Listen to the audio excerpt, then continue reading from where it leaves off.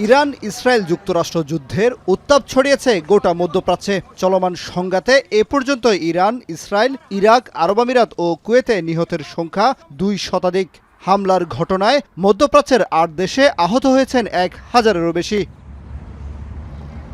যুদ্ধ পরিস্থিতিতে স্থানীয়দের পাশাপাশি আক্রান্ত হচ্ছেন প্রবাসী বাংলাদেশিরাও। রাতভর আশঙ্কায় দিন পার করছেন তারা। মধ্যপ্রাচ্যের বিভিন্ন দেশের গুরুত্বপূর্ণ স্থাপনা ও বিমানবন্দরে হামলা হওয়ায় আতঙ্ক বেড়েছে কয়েক গুণ।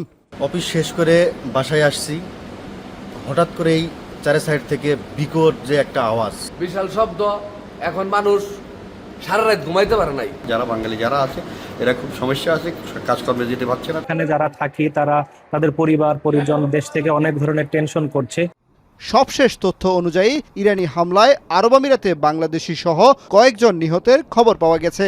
আহত হয়েছেন অর্ধ শতাধিক। নিহত বাংলাদেশি মৌলভীবাজারের বড়লেখা উপজেলার সালে আহমদ। তিনি দেশটির আজমান প্রদেশে ডেলিভারি ম্যানের কাজ করতেন বলে জানা গেছে। ড্রোন বিস্ফোরণে মৃত্যু হয় তার। এছাড়াও দেশটিতে আহতদের মধ্যে বাংলাদেশি সহ রয়েছেন 15টি দেশের নাগরিক। গরমে দাপাদাপি, ঘরের চালের স্থায়ী সমাধান আনোয়ার সিমেন্ট শীট। এদিকে কুয়েত আন্তর্জাতিক বিমানবন্দরে ড্রোন হামলায় আহত 4 বাংলাদেশি বর্তমানে ফারওয়ানিয়া হাসপাতালে চিকিৎসাধীন। তাদের খোঁজ নিতে হাসপাতালে যান দেশটিতে নিযুক্ত বাংলাদেশের রাষ্ট্রদূত। মধ্যপ্রাচ্যে যুদ্ধের পরিপ্রেক্ষিতে জননিরাপত্তা নিশ্চিত করতে 6টি দেশে সরকারি নির্দেশনা মেনে চলার আহ্বান জানিয়েছে সেসব দেশের বাংলাদেশ দূতাবাস। দেশগুলো হলো লেবানন, কাতার, সংযুক্ত আরব আমিরাত, বাহরাইন, কুয়েত ও ইরাক। সবাই নিরাপদ অবস্থানে থাকুন। নিতান্ত অতি জরুরি না হলে ঘর থেকে বের হবেন না। পাসপোর্ট, আমিরাত আইডি, নগদ দিরহাম, শুকনো খাবার, পানি ইত্যাদি হাতের কাছে রাখুন।